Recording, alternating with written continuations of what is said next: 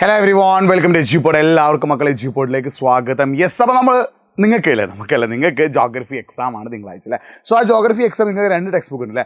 അതിൽ part 1 text ബുക്കിൽ എക്സാമിന് ചോദിക്കാൻ ചാൻസ് ഉള്ള വളരെ ഇമ്പോർട്ടൻ്റ് ആയിട്ടുള്ള കുറച്ച് ക്വസ്റ്റ്യൻസ് നമ്മൾ ഡിസ്കസ് ചെയ്യാൻ പോകുന്നത്. വളരെ ഇമ്പോർട്ടൻ്റ് ആയിട്ടുള്ള, അതായത് നിങ്ങളുടെ ക്രിസ്മസ് എക്സാമിനൊക്കെ റിപ്പീറ്റ് ചെയ്ത് ചോദിച്ചിട്ടുള്ള കുറച്ച് ക്വസ്റ്റ്യൻസ് നമ്മൾ എന്ത് ചെയ്യാണ്, ഡിസ്കസ് ചെയ്യാൻ പോവുകയാണ്. ഈ ഒരു കാര്യം നിങ്ങൾ എന്ത് ചെയ്യുക, മനസ്സിലാക്കി വെക്കട്ടോ.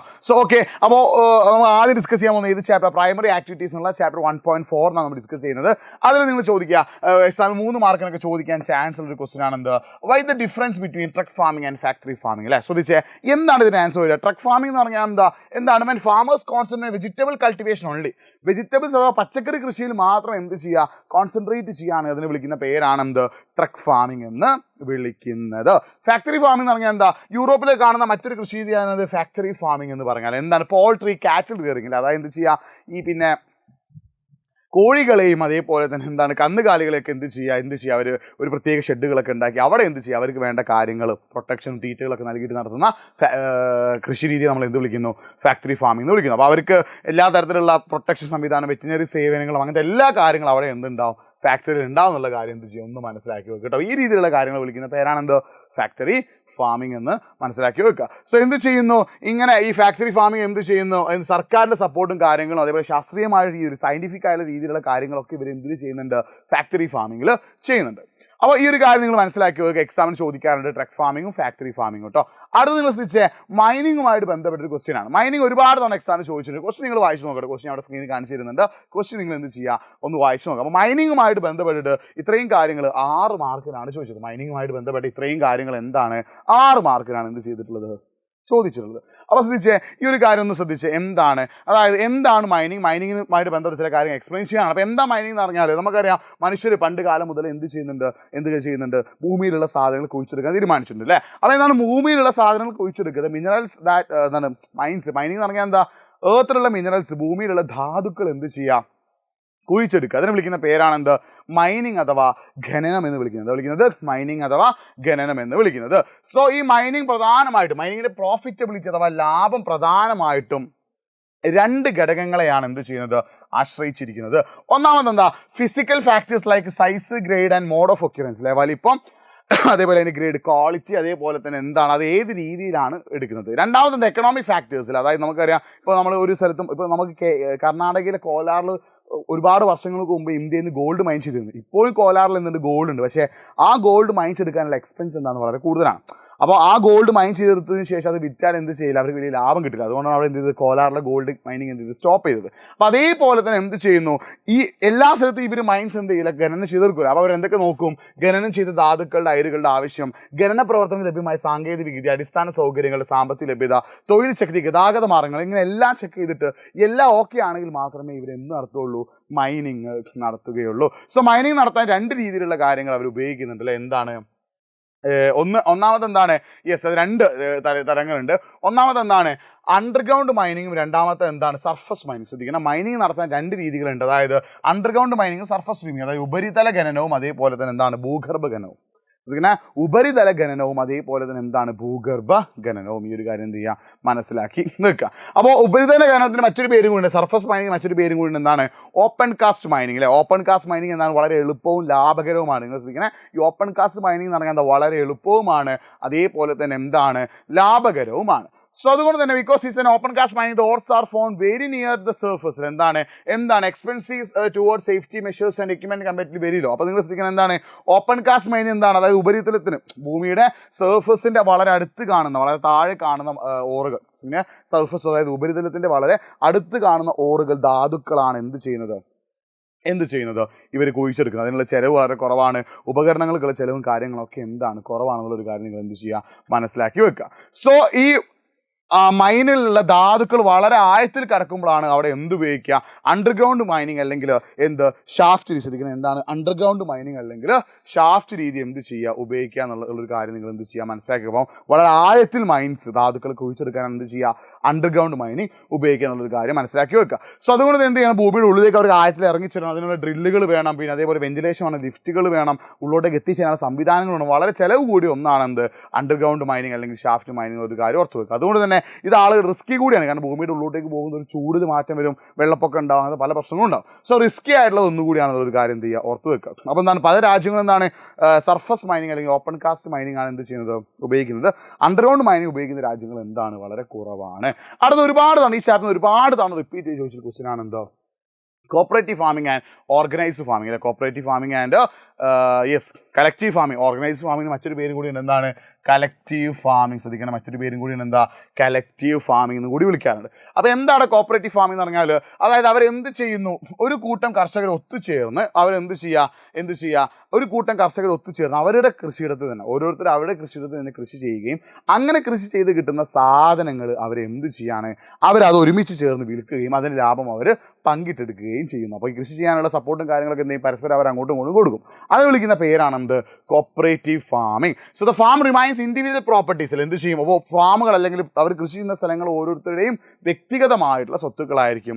എന്നാൽ കൃഷിയും അതുപോലെ തന്നെ കൃഷി ചെയ്യാനുള്ള പരസ്പര സഹായവും അതേപോലെ തൊഴിലാളികളും പരസ്പരം അങ്ങോട്ടും ഇങ്ങോട്ടും കൊടുക്കും. അതേപോലെ വിൽക്കുന്നതിൻ്റെ ലാഭവും അവരെന്ത് ചെയ്യുന്നു, പങ്കിട്ടെടുക്കുന്നു. അപ്പോൾ ഇത് എവിടേക്കാണ്, ഡെൻമാർക്കിലുണ്ട്, നെതർലാൻഡ്സ്, ബെൽജിയം, സ്വീഡൻ, ഇറ്റലി, അങ്ങനെ പല യൂറോപ്യൻ രാജ്യങ്ങൾ എന്ത് കാണാൻ പറ്റും, ഈ കോപ്പറേറ്റീവ് ഫാമിംഗ് നമുക്ക് എന്ത് ചെയ്യാൻ കാണാൻ പറ്റും. കളക്റ്റീവ് ഫാമിംഗ് അഥവാ കൂട്ടുകൃഷി എന്ന് പറഞ്ഞാൽ എന്താ, in collective farming the farmers pool their resources. അവരെന്ത് ചെയ്യുന്നു, എല്ലാവരും കൂടി ഒരുമിച്ച് ഒരു സ്ഥലത്ത് പോയി കൃഷി ചെയ്യുക. കളക്റ്റീവ് ഫാമിംഗ് എന്ന് പറഞ്ഞാൽ എന്താ, എല്ലാവരും കൂടി എന്ത് ചെയ്യുക, ഒരുമിച്ച് ഒരു സ്ഥലത്ത് പോയി എന്ത് ചെയ്യുക, കൃഷി ചെയ്യുക. അതിന് വിളിക്കുന്ന പേരാണെന്ത്, കളക്റ്റീവ് ഫാമിംഗ്. എല്ലാവരും കൂടി ചേർന്നിട്ട് ഒരുമിച്ച് ഒരു സ്ഥലത്ത് പോയിട്ട് എന്ത് ചെയ്യുക, കൃഷി ചെയ്യുക. അതിന് വിളിക്കുന്ന പേരാണെന്ത്, കളക്റ്റീവ് ഫാമിംഗ്. അപ്പോൾ അതെന്ത് ചെയ്യും, ഇതിൽ സ്വന്തമായിട്ട് ഭൂമി നിർത്താൻ, അതായത് കർഷകർക്ക് എന്താ സ്വന്തമായിട്ട് കുറച്ച് ഭൂമി, അതായത് അവരുടെ ആവശ്യങ്ങൾക്ക് വേണ്ടി എന്തെങ്കിലും സാധനങ്ങൾ കൃഷി ചെയ്യാനുള്ള കുറച്ച് ഭൂമി നിലനിർത്താനുള്ള അവകാശമാണ് ആർക്കുള്ളത്, ഫാമേഴ്സിനുള്ളത് എന്നുള്ളൊരു കാര്യം നിങ്ങൾ എന്ത് ചെയ്യുക, മനസ്സിലാക്കി വെക്കുക. അപ്പോൾ അതിനുള്ള അവകാശമാണ് പൊതുവെ എന്തിനുള്ളത്, ഫാമേഴ്സിനുള്ളത്. അപ്പോൾ എന്ത് ചെയ്യാണ്, ഇവർ ഭൂമിയും അതേപോലെ തന്നെ കന്നുകാലികളെയും തൊഴിലാളികളെയും എല്ലാം ഒരു സ്ഥലത്ത് ഒറ്റയ്ക്ക് വെച്ചിട്ടാണ് എന്ത് ചെയ്യുക, ഇവർ കൃഷി ചെയ്യുക. അങ്ങനെയുള്ള കൃഷി നമ്മൾ വിളിക്കുന്ന പേരാണ് എന്ത്, കളക്റ്റീവ് ഫാമിംഗ് അല്ലെങ്കിൽ ഓർഗനൈസ്ഡ് ഫാമിംഗ് എന്നുള്ളൊരു കാര്യം എന്ത് ചെയ്യുക, മനസ്സിലാക്കി വെക്കുക.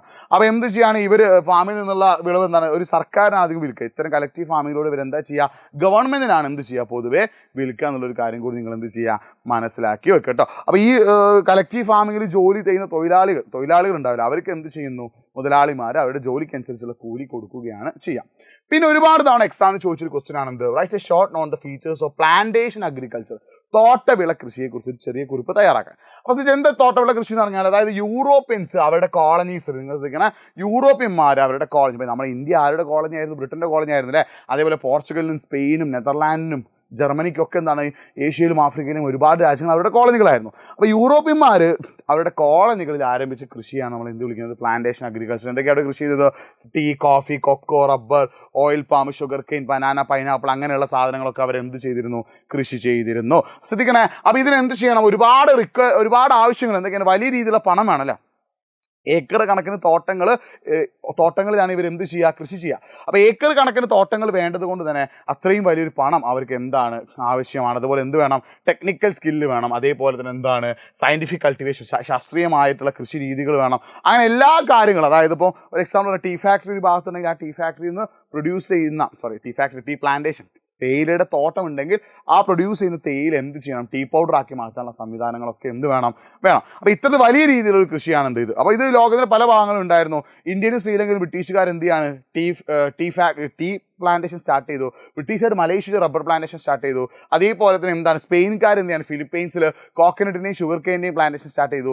ഇന്തോനേഷ്യ, ഡച്ചുകാർ, അതായത് നെതർലാൻഡുകാർ എന്ത് ചെയ്യാണ് ഈ ഷുഗർ കെയിൻ്റെത്. അതേപോലെ തന്നെ എന്താണ്, ബ്രസീലൊക്കെ കാപ്പിത്തോട്ടങ്ങളൊക്കെ എന്ത് ചെയ്യാണ് ഉണ്ടാക്കിയിട്ടുള്ളൊരു കാര്യം നിങ്ങൾ എന്ത് ചെയ്യുക, മനസ്സിലാക്കി വെക്കുക. അപ്പോൾ ഇന്ന് ഇതൊക്കെ എന്താണ്, സർക്കാരുകൾക്ക് കീഴിലാണെന്നുള്ളൊരു കാര്യം കൂടി നിങ്ങൾ എന്ത് ചെയ്യുക, മനസ്സിലാക്കി വെക്കുക കേട്ടോ.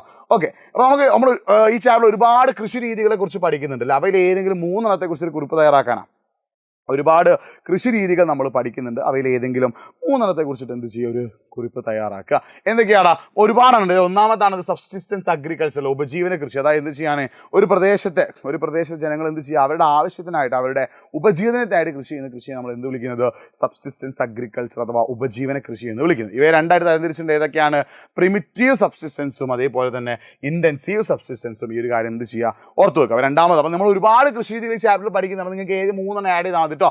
പ്രിമിറ്റീവ് സബ്സിസ്റ്റൻസ് പറഞ്ഞാൽ എന്താ, അതായത് എന്ത് ചെയ്യാൻ ആഫ്രിക്കയിലെയും സൗത്ത് അമേരിക്കയിലെയും സെൻട്രൽ അമേരിക്കയിലൊക്കെ ഗോത്രവർഗ്ഗങ്ങൾ പ്രാകൃതമായിട്ടുള്ള, അതായത് എന്ത് ചെയ്യുക വളരെ പുരാതനമായ അല്ലെങ്കിൽ പ്രാകൃതമായിട്ടുള്ള അവരുടെ ലൊക്കാലിറ്റി കിട്ടുന്ന വെപ്പൺസോ അല്ലെങ്കിൽ ടൂൾസോ ഒക്കെ ഉപയോഗിച്ച് നടത്തുന്ന കൃഷിയാണ് എന്ത് ചെയ്യുന്നത് പ്രിമിറ്റീവ് സബ്സിസ്റ്റൻസ്. അപ്പോൾ ഇതിന് സ്ലാഷ് ആൻഡ് ബേൺ അഗ്രികൾച്ചർ, അതായത് ഇവരെന്ത് ചെയ്യുന്നു സ്ലാഷ് ആൻഡ് ബേൺ അഗ്രികൾച്ചർ എന്ന് വിളിക്കാറുണ്ട്. അതായത് ഇവർ കൃഷി ചെയ്യാൻ പോകുന്ന സ്ഥലത്ത് ആദ്യം തീയിട്ടിട്ട് എന്ത് ചെയ്യുന്നു, അവിടെ വേസ്റ്റ് ഒക്കെ നീക്കി പുല്ലൊക്കെ മാറ്റി വൃത്തിയുള്ള സ്ഥലമാക്കി മാറ്റുന്നു, എന്നിട്ട് അങ്ങനെ എന്ത് ചെയ്യുക കൃഷി ചെയ്യുക. അതുകൊണ്ടാണ് എന്ത് വിളിക്കുന്നത് സ്ലാഷ് ആൻഡ് ബേൺ അഗ്രികൾച്ചർ എന്ന് എന്ത് ചെയ്യുന്നത് വിളിക്കുന്നത്. ഈ ഒരു കാര്യം എന്ത് ചെയ്യുക ഓർത്ത് വെക്കുക. അപ്പോൾ നമ്മുടെ ഇന്ത്യയിലെ നോർത്ത് ഈസ്റ്റ് വടക്കിഴക്ക് ഭാഗത്തുള്ള ജൂമിംഗ് ഒക്കെ എന്താണ് ഇതിനുള്ള ഒരു എക്സാമ്പിൾ ആണ് എന്നുള്ളത് എന്ത് ചെയ്യുക ഓർത്ത് വെക്കുക. അപ്പോൾ ഇന്തോനേഷ്യ അമേരിക്കയിൽ എന്ത് ചെയ്യാണ് ഇതിന് മറ്റു പേരാണ്. മെക്സിക്കോയിൽ മിൽപ്പ എന്ന് വിളിക്കുന്നത്, ഇന്തോനേഷ്യയിൽ ഇതിനെ ലഡാങ് എന്ന് വിളിക്കുന്നത്. ഓരോ ഭാഗത്തും എന്താണ് ഇതിന് ഓരോ പേരാണെന്നുള്ളൊരു കാര്യം നിങ്ങൾ എന്ത് ചെയ്യുക മനസ്സിലാക്കി വെക്കുക. ഇൻറ്റൻസീവ് സബ്സിസ്റ്റൻസ് പറഞ്ഞാൽ എന്താ, തീവ്ര ഉപജീവന കൃഷി പറഞ്ഞാൽ എന്താ, അതായത് മൺസൂൺ മഴയുള്ള സ്ഥലങ്ങളിൽ ജനസാന്ദ്രതയുള്ള പ്രദേശങ്ങളിൽ എന്ത് ചെയ്യാണ് ആളുകൾ കൃഷി ചെയ്യുക. അങ്ങനെയുള്ള സ്ഥലത്ത് എന്ത് ചെയ്യാണ് കൃഷി ചെയ്യുക, അതായത് ഉപജീവനത്തിനായിട്ട് അല്ലെങ്കിൽ ജീവിക്കാനായിട്ട് എന്ന് വെച്ചാൽ എന്താ വിൽക്കാനായിട്ട് രീതിയിൽ അവർ എന്ത് ചെയ്യുന്നു കൃഷി ചെയ്യുന്നത്. രണ്ടുണ്ട് വെറ്റ് പാഡി കൾട്ടിവേഷനും നോൺ പാഡി കൾട്ടിവേഷനും. വെറ്റ് പാഡി കൾട്ടിവേഷൻ എന്ന് പറഞ്ഞാൽ എന്താണ്, റൈസ് അഥവാ നെല്ല് പ്രധാനമായിട്ടും കൃഷി ചെയ്യുക. വെറ്റ് പാഡി കൾട്ടിവേഷൻ എന്ന് പറഞ്ഞാൽ എന്താ, നെല്ലാണ് അവരവിടെ എന്ത് ചെയ്യുക പ്രധാനമായിട്ടും കൃഷി ചെയ്യുക എന്നുള്ളൊരു കാര്യം എന്ത് ചെയ്യുക ഓർത്ത് വെക്കുക. അപ്പോൾ ഇത്രയുമാണ് ഈ ഒരു ചാപ്റ്ററിലെ ഇമ്പോർട്ടൻ്റ് ആയിട്ടുള്ള ക്വസ്റ്റ്യൻസ് വരുന്നത് കേട്ടോ. അപ്പോൾ നമ്മൾ അടുത്ത ചാപ്റ്ററിലേക്ക് പോവാണ്, സെക്കൻഡറി ആക്ടിവിറ്റീസിലേക്ക് കിട്ടും. അപ്പോൾ നിങ്ങൾ ശ്രദ്ധിച്ചേ, സെക്കൻഡറി ആക്ടിവിറ്റീസിൽ ഒരു ക്വസ്റ്റ്യൻ കണ്ടോ, ഇത് കണ്ടോ, ഈ ഒരു ക്വസ്റ്റ്യൻ വായിച്ചു. ഇതിന് 3 കാര്യങ്ങൾ എക്സ്പ്ലെയിൻ ചെയ്യാൻ നിങ്ങൾ പറയുന്നത്. Access to market, access to raw material, access to labour supply അല്ലേ. അപ്പോൾ ശ്രദ്ധിച്ച് ഈ 3 കാര്യങ്ങൾ എക്സ്പ്ലെയിൻ ചെയ്യുമ്പോൾ നിങ്ങൾ എന്ത് ചെയ്യണം, എന്താണ് ആക്സസ് ടു മാർക്കറ്റ് കൊണ്ട് ഉദ്ദേശിക്കുന്നത്. അത് നമ്മൾ പറയും ഫാക്ടറിയിൽ പ്രൊഡ്യൂസ് ചെയ്യുന്ന സാധനങ്ങൾ അല്ലെ, ഫാക്ടറിയിൽ നിർമ്മിക്കുന്ന ഉൽപ്പന്നങ്ങൾ എന്ത് ചെയ്യണം, തൊട്ടടുത്ത മാർക്കറ്റ്. ഒരു സാധനം ഫാക്ടറി പ്രൊഡ്യൂസ് ചെയ്താൽ മാത്രം മതി പോരല്ലോ, അതെന്ത് ചെയ്യണം, the goods manufacture in the propose factory should have A market അല്ലെ. സാധനം വിറ്റഴിക്കാൻ എന്ത് വേണം, കമ്പോളങ്ങൾ ആവശ്യമാണ്. അതുകൊണ്ട് തന്നെ വ്യവസായത്തിൻ്റെ സ്ഥാനം നിർണ്ണയിക്കുന്നത്, ഒരു ഇൻഡസ്ട്രിയുടെ സ്ഥാനം നിർണ്ണയിക്കുന്നത് എന്താണ്, ആക്സസ് ടു മാർക്കറ്റ് എന്താണ് വളരെ ഇമ്പോർട്ടൻ്റ് ആണ് എന്നുള്ളൊരു കാര്യം മനസ്സിലാക്കുക. അതൊരു ഫാക്ടറി പ്രൊഡ്യൂസ് ചെയ്യുന്ന സാധനങ്ങൾ എന്ത് വേണം, വിൽക്കാൻ ഒരു കേന്ദ്രം വേണം. സോ അതുകൊണ്ട് തന്നെ യൂറോപ്പിലും അമേരിക്കയിലും ജപ്പാനിലൊക്കെ എന്തുണ്ട്, വളരെ നല്ല രീതിയിലുള്ള മാർക്കറ്റുകൾ ഉണ്ട് എന്നുള്ളൊരു കാര്യം കൂടി എന്ത് ചെയ്യുക മനസ്സിലാക്കി വെക്കട്ടോ. ഓക്കെ, അടുത്തത് ആക്സസ് റോ മെറ്റീരിയൽസ്. നമുക്കറിയാം ഏതൊരു ഇതാണെങ്കിലും ഏതൊരു കൺട്രി അവിടെ നിന്ന് റോ മെറ്റീരിയൽസ് വേണം, എന്ത് വേണം, അസംസ്കൃത വസ്തുക്കൾ. ഒരു എക്സാമ്പിൾ പറയുകയാണെങ്കിൽ കോട്ടൺ ഇൻഡസ്ട്രി അല്ലേ, കോട്ടൺ ഇൻഡസ്ട്രി അഥവാ പരുത്തി തുണി വ്യവസായത്തിൽ അതിനാവശ്യമായ റോ മെറ്റീരിയൽ കോട്ടൺ ആണ്. അല്ലെങ്കിൽ ഷുഗർ ഇൻഡസ്ട്രി, അതിൻ്റെ ആവശ്യമായ റോ മെറ്റീരിയൽ ഷുഗർ കെയിൻ ആണ്. അപ്പോൾ ഷുഗർ കെയിൻ കിട്ടാത്ത സ്ഥലത്ത് കൊണ്ടുപോയിട്ട് നമുക്ക് ഷുഗർ ഇൻഡസ്ട്രി സ്റ്റാർട്ട് ചെയ്യാൻ പറ്റുമോ, ഇല്ല. അപ്പോൾ ഏതൊരു ഇൻഡസ്ട്രി ഏതൊരു വ്യവസായം സ്റ്റാർട്ട് ചെയ്യണമെങ്കിലും അവിടെ എന്ത് വേണം, അതിനുള്ള റോ മെറ്റീരിയൽസ് വേണം. പിന്നെ നമുക്കറിയാം മൂന്നാമത്താണ് അവൈലബിലിറ്റി ഓഫ് ലേബർ, തൊഴിലാളികളുടെ ലഭ്യത. നിങ്ങൾ എന്ത് ശ്രദ്ധിക്കണം, ഏതൊരു ജോലിയാണെങ്കിലും അതിൽ ഫാക്ടറികളിലേക്ക് എന്ത് വേണം, തൊഴിലാളികൾ അത്യാവശ്യമാണ്. വളരെ നല്ല രീതിയിൽ തൊഴിലാളികൾ ഉണ്ടെങ്കിൽ മാത്രമേ എന്ത് ചെയ്യാൻ പറ്റുള്ളൂ, ആ ഫാക്ടറിയിൽ കാര്യങ്ങളൊക്കെ അടിപൊളിയായിട്ട് എന്ത് ചെയ്യുള്ളൂ നടക്കുള്ളൂ. ഈ ഒരു കാര്യം മനസ്സിലാക്കി വെക്കുക. അപ്പോൾ ഈ ഭാഗം അതായത് നമുക്ക് അറിയാം എന്താണെന്ന് പറയുന്നത്, അതായത് എന്താണ് factors remaining the location of modern large scale ഇൻഡസ്ട്രീസിൽ, അതായത് വ്യവസായശാലകളുടെ സ്ഥാനം നിർണ്ണയിക്കുന്ന ഘടകങ്ങൾ ഏതൊക്കെയാണെന്ന് ചോദിച്ചത്. അപ്പോൾ അത് ഇമ്പോർട്ടൻ്റ് ആണ്, എക്സാമിന് ചോദിക്കാറുണ്ട്. പിന്നെ ഇതും വളരെ ഇമ്പോർട്ടൻ്റ് ആണ്. എന്താ ക്വസ്റ്റ്യൻ കാണുന്നത്, write 2 examples for industries based on raw materials ആണ് ചോദിച്ചത് അല്ലേ.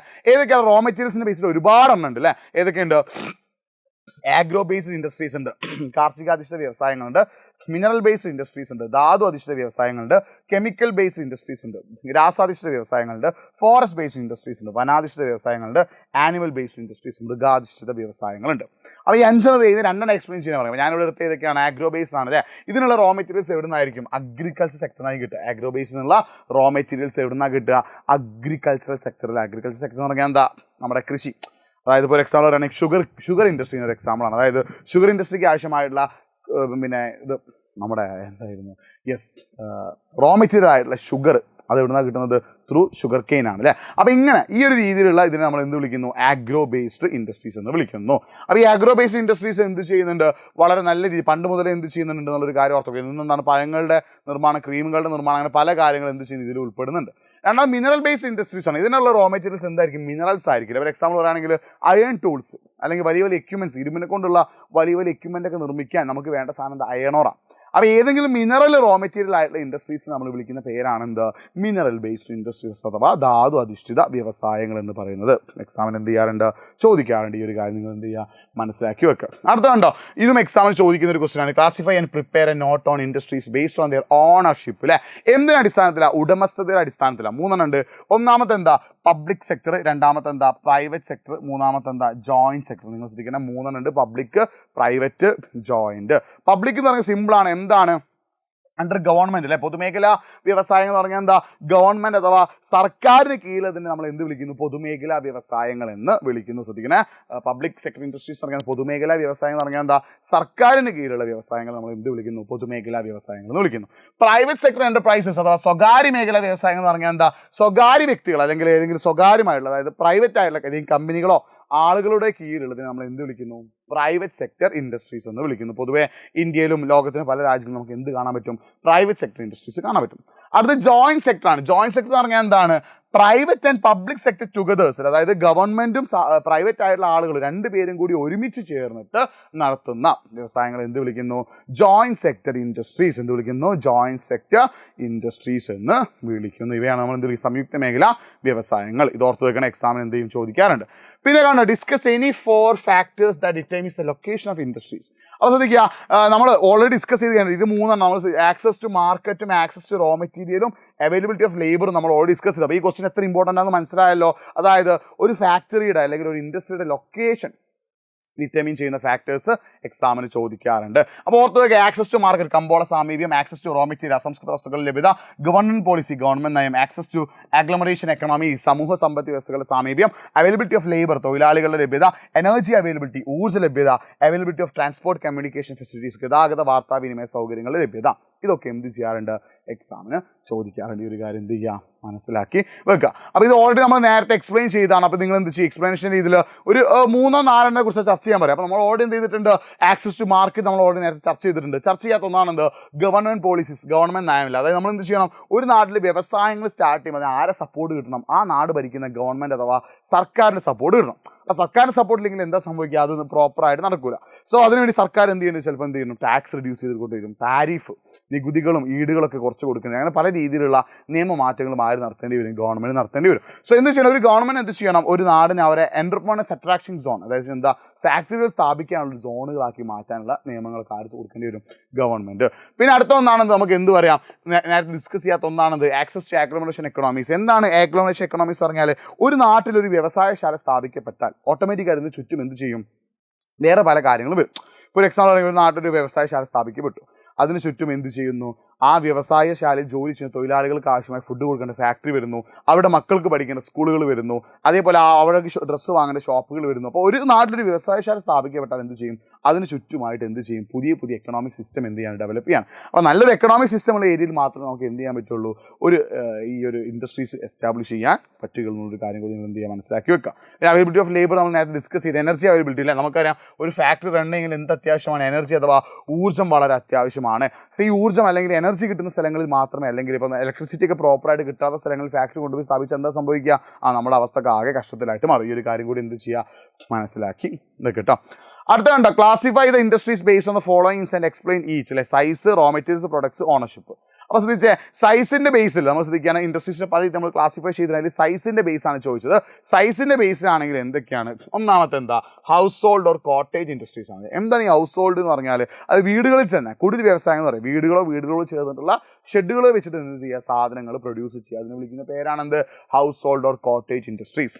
രണ്ടാമത്തെ എന്താണ്, സ്മോൾ സ്കെയിൽ മാനുഫാക്ചറിങ് ആണ്. Small scale manufacturing does not take place in owner's house. ഇതെന്താണ്, ആളുകളുടെ വീട്ടിലായിരിക്കില്ല, വീടിന് കുറച്ച് അപ്പുറത്തായിട്ട് അത്യാവശ്യം കുഴപ്പമില്ലാത്ത സ്ഥലത്ത്. ശ്രദ്ധിക്കണം, വലിയൊരു ഫാക്ടറി ആയിരിക്കില്ല, ചെറിയൊരു ഫാക്ടറി, വീടുകളോട് ചേർന്നിട്ടല്ല, വീടിനെ കുറച്ച് വിട്ടുനിന്നിട്ട് ചെറിയ സ്ഥലങ്ങളിലായിട്ടാണ് എന്ത് ചെയ്യുക, ഈ ഫാക്ടറീസ് വരിക എന്നുള്ളൊരു കാര്യം നിങ്ങൾ എന്ത് ചെയ്യുക, മനസ്സിലാക്കി വെക്കുക. ഇതിനാണ് നമ്മൾ എന്ത് പറയുക, എക്സാമ്പിൾ പറയുകയാണെങ്കിൽ നമ്മുടെ ഈ ചോക്ലേറ്റ് അല്ല, നമ്മൾ ചെറിയ ഈ ഉണ്ണിയപ്പം, നെയ്യപ്പം, അങ്ങനത്തെ സാധനങ്ങളൊക്കെ ഉണ്ടാക്കുന്നതൊക്കെ എയിലപ്പെടുക, സ്മോൾ സ്കെയിൽ മാനുഫാക്ചറിങ്ങിലാണ് വരിക. ലാർജ് സ്കെയിൽ നമുക്കറിയാം, വലിയ രീതിയിൽ, അതായത് വലിയ, നമ്മളിപ്പോൾ ഈ ചാപ്റ്റർ തുടക്കത്തിലൊക്കെ നിങ്ങൾ പഠിച്ചിട്ടുണ്ടാവില്ലേ, വലിയ രീതിയിൽ വലിയ അളവിൽ എന്ത് ചെയ്യുക, ഫാക്ടറീസ് സെറ്റപ്പ് ആക്കുക. അതിന് വിളിക്കുന്ന പേരാണെന്ത്, ലാർജ് സ്കെയിൽ മാനുഫാക്ചറിങ്, വൻകിട വ്യവസായങ്ങൾ എന്നുള്ളൊരു കാര്യം എന്ത് ചെയ്യുക, മനസ്സിലാക്കി വെക്കുക. അപ്പോൾ ലാർജ് സ്കെയിൽ കൊണ്ടിട്ട് ഓർത്ത് വെക്കണേ, സെറ്റാക്കണം. ഓക്കെ, ഇനി ഇതേപോലെ തന്നെ എന്തുണ്ട്, ഇൻഡസ്ട്രീസ് ബേസ്ഡ് ഓൺ ഇൻപുട്ട് ഇല്ല, റോ മെറ്റീരിയൽസ് നമ്മൾ ഓൾറെഡി ഡിസ്കസ് ചെയ്താണ്. ശ്രദ്ധിക്കുക, ആഗ്രോ ബേസ്ഡ് ഉണ്ട്, മിനറൽ ബേസ്ഡ് ഉണ്ട്, കെമിക്കൽ ബേസ്ഡ് ഉണ്ട്, ഫോറസ്റ്റ് ബേസ്ഡ് ഉണ്ട്, ആനിമൽ ബേസ്ഡ് ഉണ്ട്. അപ്പോൾ ഇതെന്ത് ചെയ്യണം, മനസ്സിലാക്കി വെക്കണം. അതേപോലെ അടുത്ത എന്താ, industries based on output. Input പോലെ തന്നെ എന്തുണ്ട്, ഔട്ട്പുട്ടും ഉണ്ട്. ഔട്ട്പുട്ടിൻ്റെ കാര്യം നമ്മൾ മനസ്സിലാക്കി വെക്കേണ്ടത് ഏതൊക്കെയാണ്, ഒന്ന് ബേസിക് ഇൻഡസ്ട്രീസ് ആണ്. അതെന്താ, ബേസിക് ഇൻഡസ്ട്രീസ് അഥവാ അടിസ്ഥാന വ്യവസായങ്ങളാണ്. ബേസിക് ഇൻഡസ്ട്രീസ് ഉണ്ട്, അതേപോലെ കൺസ്യൂമർ ഇൻഡസ്ട്രീസ് ഉണ്ട്. എന്താ ബേസിക് ഇൻഡസ്ട്രീസ് എന്ന് പറഞ്ഞാൽ, മറ്റ് വ്യവസായശാലകൾക്ക് വേണ്ട എന്ത് ചെയ്യുക, സാധനങ്ങൾ പ്രൊഡ്യൂസ് ചെയ്യും. ഒരു എക്സാമ്പിൾ പറയുകയാണെങ്കിൽ, ഇപ്പം എനിക്കൊരു ഫാക്ടറി ഉണ്ട്. ആ ഫാക്ടറിയിൽ എന്ത് ചെയ്യാണ്, ഞാൻ ഇരുമ്പ് അല്ലെങ്കിൽ ഇരുമ്പ് ഉപയോഗിച്ചുള്ള ഉപകരണങ്ങളാണ് ഉണ്ടാക്കുന്നത്. എനിക്ക് എന്ത് വേണം, അതിനുണ്ട് അയൺ വേണം, ഇരുമ്പ് വേണം. പക്ഷെ അയണായിട്ട് നമുക്ക് ഭൂമിയിൽ നിന്ന് കുഴിച്ചെടുക്കാൻ കഴിയില്ല. നമ്മൾ അയൺ എന്തായിട്ട് കുഴിച്ചെടുക്കുക, അയണോർ ഇരുമ്പ് അയിലായിട്ട് കുഴിച്ചെടുക്കുക. അപ്പോൾ എന്ത് ചെയ്യുന്നു, അയണാക്കുന്ന ഫാക്ടറീസ് ഉണ്ടാവും. അയണാക്കുന്ന ഫാക്ടറീസ് ഞാൻ എന്ത് ചെയ്യുന്നു, അയൺ വാങ്ങിയിട്ട് ഞാനതിന് എന്താക്കി മാറ്റുന്നു, എനിക്ക് ആവശ്യമുള്ള എക്യുപ്മെൻറ്റ്സ് ആക്കി മാറ്റുന്നു. അങ്ങനെ അയണാക്കുന്നതിനെ നമ്മൾ എന്ത് വിളിക്കുന്നു ബേസിക് ഇൻഡസ്ട്രീസ്. അതായത് എന്ത് ചെയ്യുന്നു, മറ്റ് ഇൻഡസ്ട്രീസിന് വേണ്ട റോ മെറ്റീരിയൽസ് ഉണ്ടാക്കി കൊടുക്കുന്ന ഇൻഡസ്ട്രീസിനെ വിളിക്കുന്ന പേരാണെന്ത്, ബേസിക് ഇൻഡസ്ട്രീസ്. ഈ ബേസിക് ഇൻഡസ്ട്രീസ് തരുന്ന റോ മെറ്റീരിയൽസ് ഉപയോഗിച്ചിട്ട് സാധനങ്ങൾ ഉണ്ടാക്കുന്നത് നമ്മൾ എന്ത് വിളിക്കുന്നു, കൺസ്യൂമർ ഇൻഡസ്ട്രീസ് അല്ലെങ്കിൽ നോൺ ബേസിക് ഇൻഡസ്ട്രീസിന് എക്സാം എന്ത് പറയാറുണ്ട്. ഈ ഒരു കാര്യം നിങ്ങൾ എന്ത് ചെയ്യുക, മനസ്സിലാക്കി വെക്കുക. പിന്നെ ഇൻഡസ്ട്രീസ് ബേസ്ഡ് ഓൺ ഓണർഷിപ്പ് നമ്മൾ ഓൾറെഡി നേരത്തെ ഡിസ്കസ് ചെയ്താണ്, പബ്ലിക് പ്രൈവറ്റ് ജോയിന്റ് ഇട്ട് നമ്മൾ ഓൾറെഡി ഡിസ്കസ് ചെയ്താണ് നേരത്തെ. ഈ ഒരു കാര്യം എന്ത് ചെയ്യുക, സെറ്റാക്കി വെക്കുക. അപ്പോൾ ഇതൊക്കെയാണ് ഈ ചാപ്റ്ററിൽ വളരെ ഇമ്പോർട്ടൻ്റ് ആയിട്ടുള്ള ക്വസ്റ്റ്യൻസ്. നിങ്ങൾ എന്ത് ചെയ്യുന്നത്, മനസ്സിലാക്കി വെക്കണേ, പഠിച്ചു വെക്കണേ. അടുത്തതാണ് ടെറിഷറി ആൻഡ് കോർഡിനറി ആക്ടിവിറ്റി എന്നുള്ള ചാപ്റ്ററിൽ എക്സാമിന് ചോദിക്കാൻ ചാൻസ് ഉള്ള ക്വസ്റ്റ്യൻ, 2 മാർക്ക് ചോദിച്ചൊരു ക്വസ്റ്റ്യൻ ആണ് എന്ത്, വാട്ട് ഈസ് ഡിജിറ്റൽ ഡിവൈഡ്, എന്താണ് ഡിജിറ്റൽ വേർതിരിവ് എന്ന് പറഞ്ഞാൽ. അപ്പോൾ എന്താണ് ഡിജിറ്റൽ ഡിവൈഡ് അല്ലെങ്കിൽ ഡിജിറ്റൽ വിഭജനം എന്ന് പറഞ്ഞാൽ, the developed countries have gone far ahead reaping and benefits of information of technology. നമുക്കറിയാം വിനിമയ സാങ്കേതികവിദ്യ എന്നിവ അടിസ്ഥാനമാക്കിയുള്ള വികസനത്തിന്റെ പ്രയോജനം എല്ലാ രാജ്യങ്ങൾക്കും തുല്യമായിട്ട് ലഭിക്കുന്നത്. ചില രാജ്യങ്ങൾ എന്താ ടെക്നോളജി എത്ര അഡ്വാൻസ്. അപ്പോൾ ഒരു എക്സാമ്പിൾ പറയുകയാണെങ്കിൽ അമേരിക്കയിലൊക്കെ ഉപയോഗിച്ച ടെക്നോളജിയൊക്കെ നമുക്ക് ഒരു 10 കൊല്ലം കഴിഞ്ഞാൽ പിന്നീട് കിട്ടുക. ഇപ്പോൾ കുറേയൊക്കെ ഈക്വൽ ആയിട്ടുണ്ടെങ്കിലും ഇപ്പോഴും ഒരു ടെക്നോളജി എത്രയോ ബാക്ക് നിൽക്കുന്ന ഒരുപാട് കൺട്രീസ് നമുക്ക് എവിടെ കാണാൻ പറ്റും, ലോകത്തിൻ്റെ പല ഭാഗത്തും കാണാൻ പറ്റും. അപ്പോൾ നമ്മൾ ഗൂഗിൾ പേ ഒക്കെ ഉപയോഗിക്കുമ്പോൾ അത് അങ്ങനത്തെ ഒരു ഐഡിയ ഉണ്ടെന്ന് പോലും അറിയാത്ത രാജ്യങ്ങൾ നമ്മുടെ ലോകത്തുണ്ട്. അപ്പോൾ ഇങ്ങനെയുള്ള ഈ ഒരു ഡിവിഷനെ വിളിക്കുന്ന പേരാണെന്ത്, ഡിജിറ്റൽ ഡിവൈഡ് അഥവാ ഡിജിറ്റൽ വിഭജനം. അപ്പോൾ there is a wide gap between developed countries and developing countries and all their growth and progress. അപ്പോൾ ഈ ടെക്നോളജി ഉപയോഗിച്ചിട്ട് രാജ്യങ്ങൾ മെച്ചപ്പെടുമ്പോൾ ഡെവലപ്ഡ് കൺട്രീസ് വികസിത രാജ്യങ്ങളും ഡെവലപ്പിംഗ് കൺട്രീസ് വികസിത രാജ്യം തമ്മിൽ എന്തുണ്ട്, വലിയൊരു വ്യത്യാസമുണ്ട്. അതിനെ വിളിക്കുന്ന പേരാണെന്ത്, ഡിജിറ്റൽ ഡിവൈഡ് എന്ന് പറയുന്നത്. ഓക്കെ, അടുത്ത ക്വസ്റ്റ്യൻ കണ്ടോ, distinguish between quaternary and quinary economic activities. ചതുർത്ഥ സാമ്പത്തിക പ്രവർത്തനങ്ങളും പഞ്ചമ സാമ്പത്തിക പ്രവർത്തനവും തമ്മിലുള്ള വ്യത്യാസം കണ്ടെത്താനാണ്. അപ്പോൾ എന്താണ് കോർഡിനറി ആക്ടിവിറ്റീസ് എന്ന് പറഞ്ഞാൽ, അതായത് കോർഡിനറി എന്ന് പറഞ്ഞാൽ എന്താ, ചതുഷ്ടയ എന്ന് പറഞ്ഞാൽ എന്താണ്, അതായത് CEO അതേപോലെ അങ്ങനെയുള്ള, അതായത് എന്താ, നോളജ് സെക്ടർ, അവരുടെ അറിവ് ഉപയോഗിച്ച്. ഒരു കമ്പനിക്ക് ഒരു CEO ഉണ്ടെങ്കിൽ എന്താ, അയാൾ ഫാക്ടറി പോയിട്ട് മെഷീൻ നന്നാക്കിയാലേ ചെയ്യുക, അയാൾ ആ കമ്പനിയുടെ മൊത്തം കാര്യങ്ങൾ അയാളുടെ നോളജ് ഉപയോഗിച്ച് ചെയ്യുക. അങ്ങനെയുള്ള ജോബിനെയാണ് നമ്മൾ എന്തിനു പറയുക, കോർഡിനറി ആക്ടിവിറ്റീസ്. എന്താ പറയുക, അതായത് നോളജ് സെക്ടർ, അതായത് അറിവ് ഉപയോഗിച്ചിട്ട് ചെയ്യുന്ന ജോലികളെയാണ് നമ്മൾ എന്ത് ഉദ്ദേശിക്കുക, കോർഡിനറി ആക്ടിവിറ്റീസ് എന്ന് പറയുന്നത്.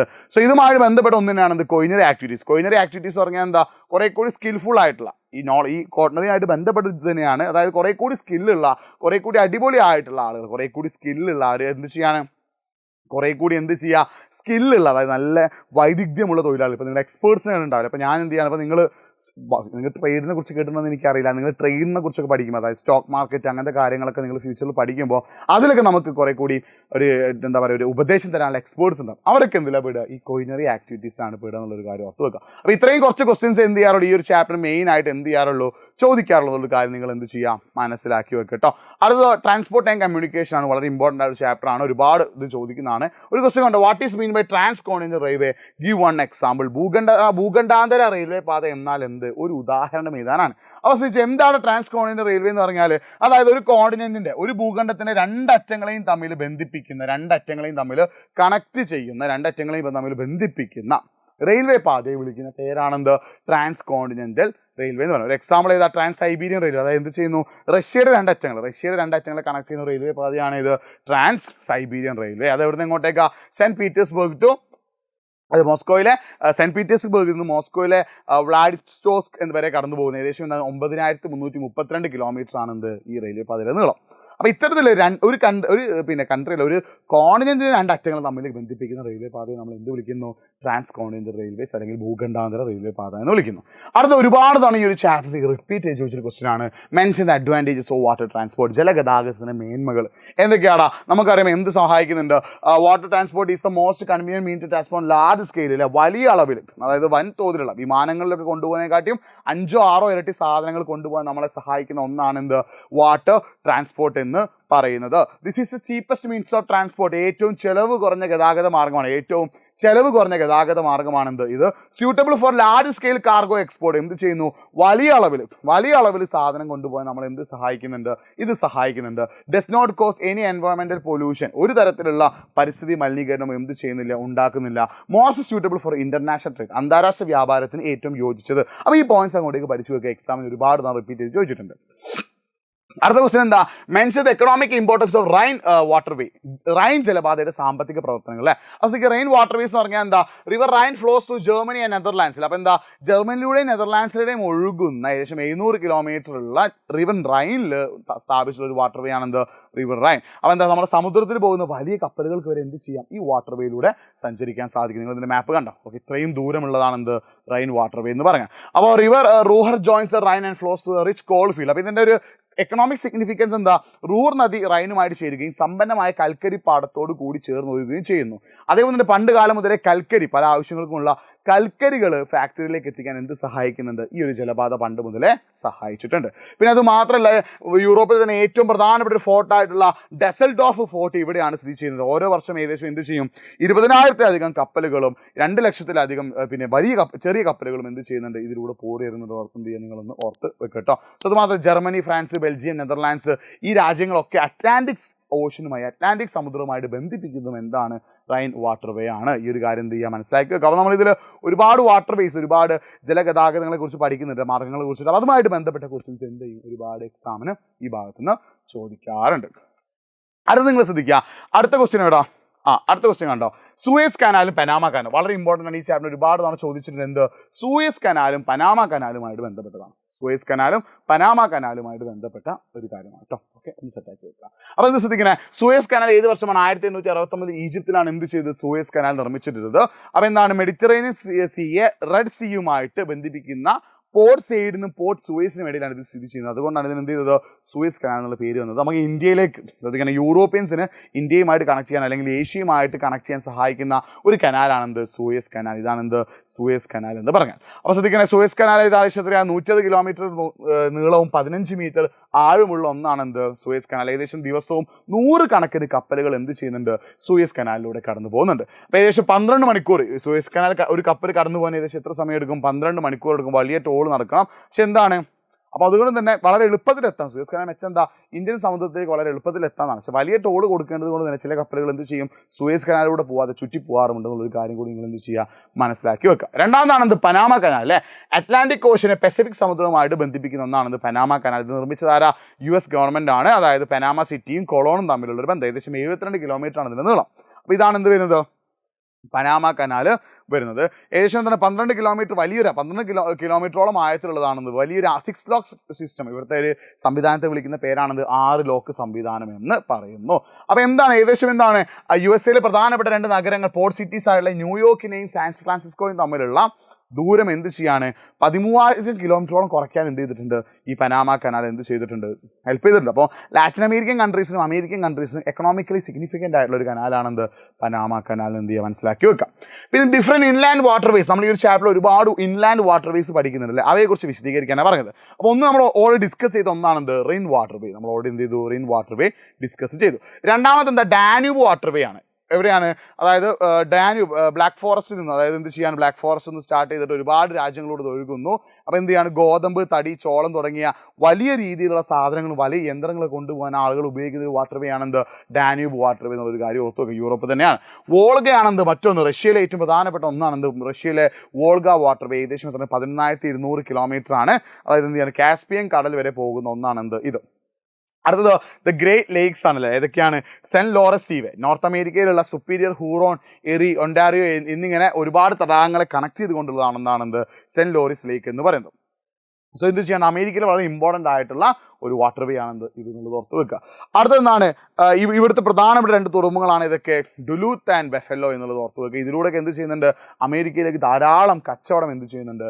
നടക്കുന്നുണ്ട്. അടുത്തത് തന്നെ അമേരിക്കയിലുള്ള മറ്റൊന്നാണ് ഇത് മിസിസിപ്പി വാട്ടർ വേസ്. മിസിസിപ്പി എന്ന് പറഞ്ഞാൽ എന്താ? മെക്സിക്കോയെയും അതേപോലെ, അതായത് മെക്സിക്കോയിൽ നിന്ന് അമേരിക്കയിലെ മിസിസിപ്പിയിലേക്കും ഒഹിയോയിലേക്കുമുള്ള ഒന്നാണ് എന്ത്? അതായത് മിനിയോപോളിസ് വരെയുള്ള വലിയ നഗരങ്ങളിലേക്ക് എത്താൻ എന്ത് ചെയ്യുന്നു? സാധനങ്ങൾ എത്തിക്കാൻ ഈ ഒരു വാട്ടർ വേസ് സഹായിക്കുന്നുണ്ട്.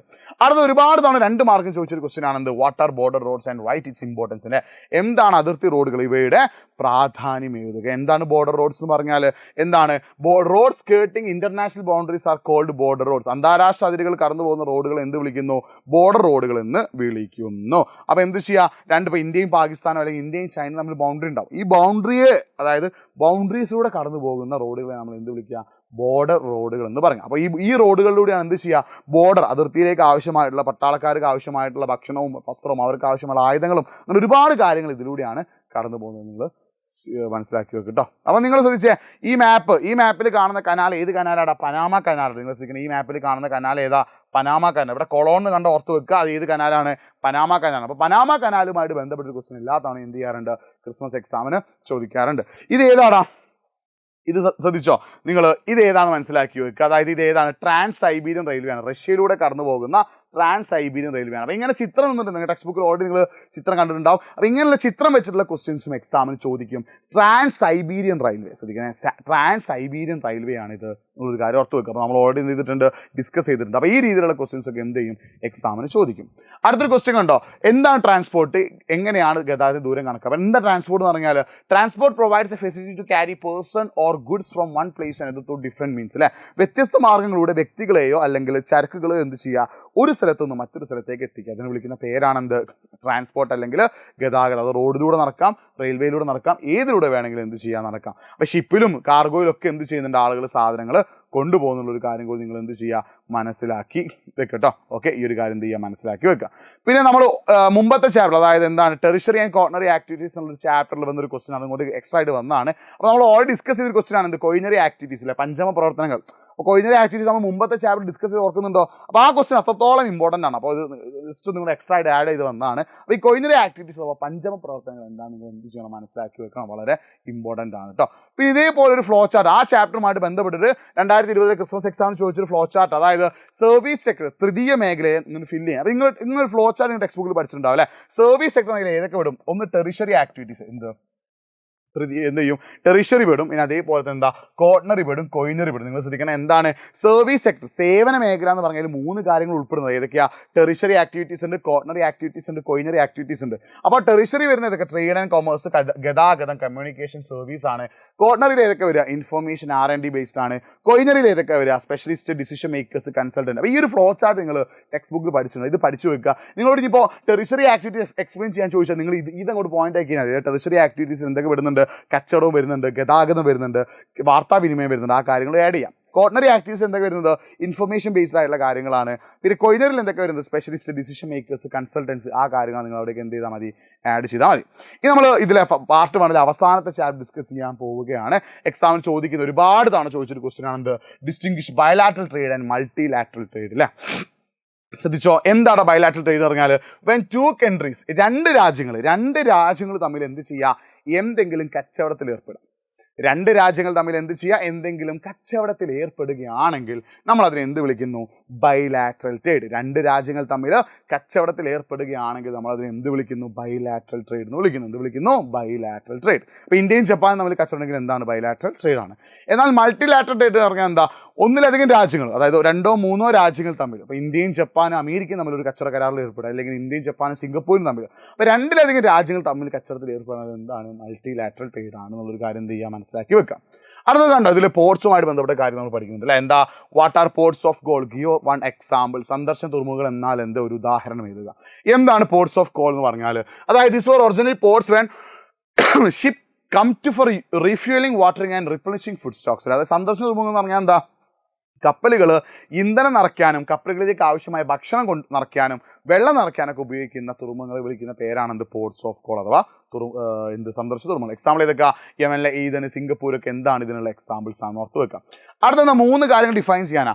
Package station, positive balance of trade, free trade, 3 കാര്യങ്ങൾ ഇവിടെ പറഞ്ഞിട്ടുണ്ട് അല്ലേ. അപ്പോൾ എന്താണ് പാക്കേജ് സ്റ്റേഷൻ എന്ന് പറഞ്ഞാൽ?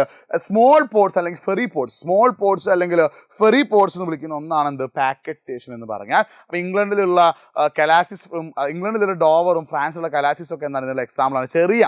ചെറിയ പിന്നെ ബോട്ടുകൾ അല്ലെങ്കിൽ ചെറിയ എന്താണ് കപ്പലുകളൊക്കെ അടുക്കുന്ന ബോട്ടുകളാണെന്ത്?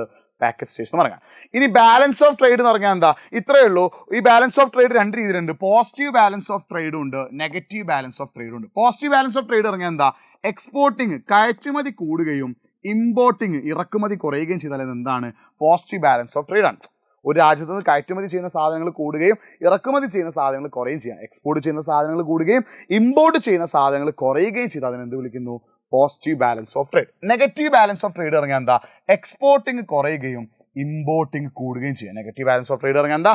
എക്സ്പോർട്ടിങ് കുറയുകയും ഇമ്പോർട്ടിങ് കൂടുകയും ചെയ്താൽ അതിന് എന്ത് വിളിക്കുന്നു? നെഗറ്റീവ് ബാലൻസ് ഓഫ് ട്രേഡ് എന്ന് വിളിക്കുന്നു. ഓക്കെ, ഈ ഒരു കാര്യം എന്ത് ചെയ്യുക? മനസ്സിലാക്കി വെക്കാം. പിന്നെ ഫ്രീ ട്രേഡ് ഉണ്ടല്ലോ. ഫ്രീ ട്രേഡ് എന്ന് പറഞ്ഞാൽ എന്താണ്? അതായത് ഫ്രീ ട്രേഡ് എന്ന് പറഞ്ഞാൽ എന്താ? അപ്പോൾ നമുക്കറിയാം, ഒരു രാജ്യത്തിലേക്ക് വേറൊരു രാജ്യം കച്ചവടം തരുമ്പോൾ അവിടെ ഒരുപാട് നിയമങ്ങളുണ്ട്. അപ്പോൾ ഒരു എക്സാമ്പിൾ പറയുകയാണെങ്കിൽ എന്താണ്, ഞാനിപ്പോൾ വേറൊരു രാജ്യത്ത് പോയിട്ട് കച്ചവടം ചെയ്യുകയാണെങ്കിൽ അവിടെ എനിക്ക് ഒരുപാട് നികുതി അടയ്ക്കേണ്ടി വരും, ഒരുപാട് സർട്ടിഫിക്കറ്റ് ഒപ്പിക്കേണ്ടി വരും, അങ്ങനെ ഒരുപാട് പണികളുണ്ട്. അപ്പോൾ ഫ്രീ ട്രേഡ് എന്ന് പറഞ്ഞാൽ ഞാൻ മറ്റൊരു രാജ്യത്തേക്ക് കച്ചവടത്തിന് പോകുമ്പോൾ ആ രാജ്യം എനിക്ക് എന്ത് ചെയ്യുക? അവിടുത്തെ നികുതികൾ കുറച്ച് തരിക, അവിടുത്തെ നിയമങ്ങൾ ലഘൂകരിച്ച് തരിക. അങ്ങനെ എനിക്ക് എന്ത് ചെയ്യുക? അവിടെ കച്ചവടം ചെയ്യാനുള്ള ഇൻട്രസ്റ്റ് ഉണ്ടാക്കി എടുക്കുക. അതിന് വിളിക്കുന്ന പേരാണെന്ത്? ഫ്രീ ട്രേഡ് അഥവാ സ്വതന്ത്ര വ്യാപാരം. അപ്പോൾ എന്ത് ചെയ്യും? ഒരുപാട് ആളുകൾ രാജ്യത്തേക്ക് കച്ചവടത്തിന് വരികയും രാജ്യത്തിൻ്റെ എക്കണോമിക് ഗ്രോത്ത് അവിടെ നടക്കുകയും ചെയ്യും കേട്ടോ. അപ്പോൾ നിങ്ങൾ ശ്രദ്ധിക്കണേ, ഇത് പാക്കറ്റ് സ്റ്റേഷനും എൻഡ് റിപ്പോർട്ടും നിങ്ങൾ നമ്മളോട് ഡിസ്കസ് ചെയ്ത കാര്യങ്ങളാണ്. അവസാനത്തെ ഒരു ക്വസ്റ്റ്യൻ ആണ്, which are the important features of international trade? അല്ലേ, അന്താരാഷ്ട്ര വ്യാപാരത്തിന്റെ പ്രധാന സവിശേഷതകൾ ഏതെല്ലാം? ഏതൊക്കെയാണ്? 3 കാര്യമുണ്ട്. Volume of trade, sectoral composition, direction of trade. എക്സാമിന് 6 മാർക്കും ചോദിക്കാൻ ചാൻസ് ഉള്ള ക്വസ്റ്റ്യൻ ആണ്.